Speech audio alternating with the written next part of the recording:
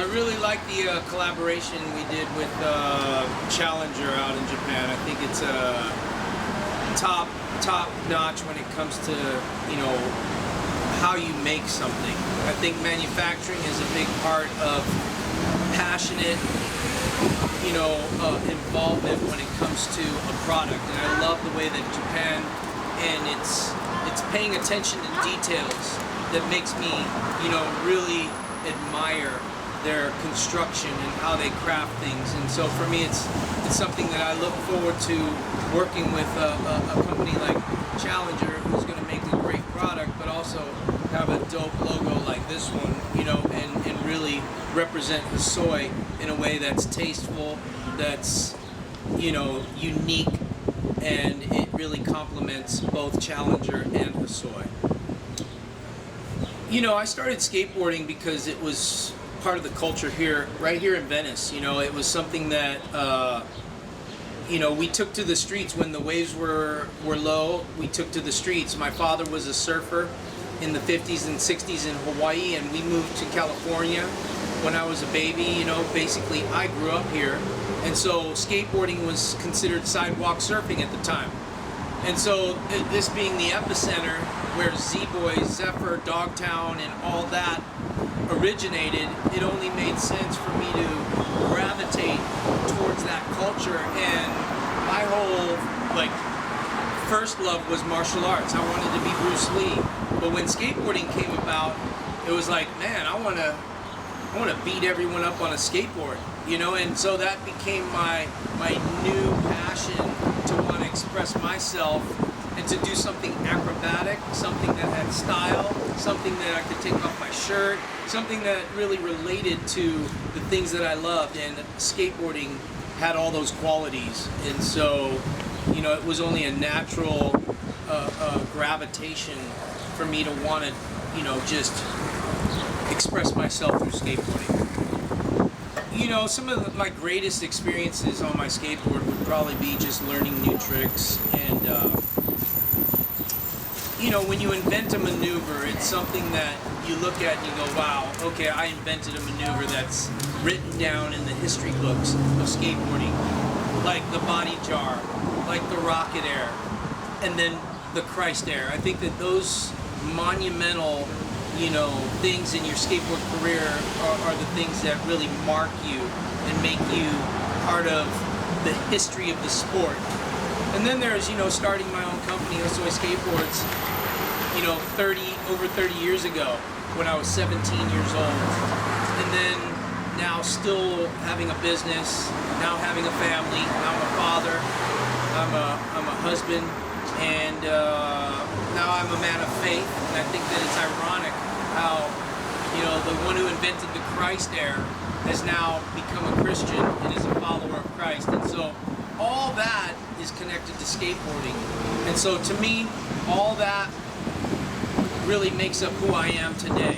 And I think that all together fits for what the most, you know, iconic or most special experiences that I've had in skateboarding. And then of course coming to Japan, you know, all the times that I did, and being able to, you know, experience the culture where my family came from, the Hosoi family, my father, pure Japanese, and just to be a part of, you know, the 80s into the 90s of that generation of skateboarding in Japan, and now to do something like this with Challenger today in 2016, 17, you know, I mean, to me, this is something that it's not the end, it's the beginning, you know. And to think that I'm still skateboarding at, going to be 49 this year, I'll be 50 next year, and wanting to come to Japan, wanting to go skateboard in Japan, wanting to build a skate park, an indoor skate park in Japan, wanting to, you know, I still have a lot of dreams, you know, to impact this world we live in. And I think Japan is a real big part of what I want to do in the future, because I want to inspire the kids in Japan to become professional skateboarders, to become artists, to become, you know, people who want to have faith in something, want to have faith in God. And I think that all that makes me motivated to want to get to Japan as soon as possible. So if you're listening, give me a plane ticket. You know anybody who can get me into the country, because I was a bad boy back in the day, but now I'm 16 and a half years sober, clean, no drugs, and now I want to be a role model to all of the world, but especially Japan. And so I'm looking forward to coming out there and seeing all of you. You know, how I could inspire this generation of skateboarders around the world, but especially Japan, I think it's being passionate about what you do. You know, my whole motivation was because I love skateboarding. And if you love skateboarding, you won't quit.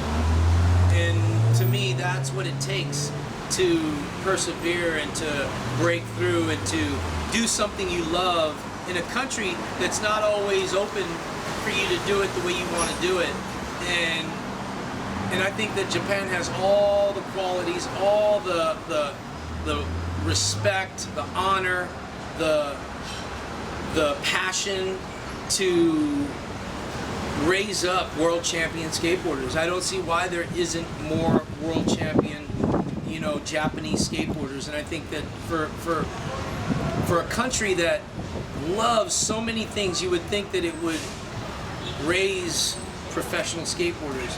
But I guess it takes motivation, and I hope that what I'm saying right now will motivate this generation of kids that want to come up and be professional, because nothing will get in your way if you love what you do. And so that's my encouragement to all of you who want to skateboard in Japan, who want to be a professional skateboarder. It's love what you do, and if you love it, you'll respect it, and if you respect it, you'll take care of it, and if you take care of it, it will take care of you. And I tell you, it hasn't let me down once. I have been doing this for 42 years, and I've been professional for 35 of those years, and it's never let me down. And I tell you, if you put all your heart and soul into skateboarding, it will always be there for you. And I can't wait to come out there and to really inspire you guys face to face, and to, you know, love on you guys and tell you how much you meant to me when I came back in all those years of visiting, how you were there to encourage me to keep doing what I'm doing. And it's the reason why I'm still doing it. It's because of people like you, countries like you, who have supported me throughout all the years and all the decades. So, domo arigato. I really appreciate that. God bless you.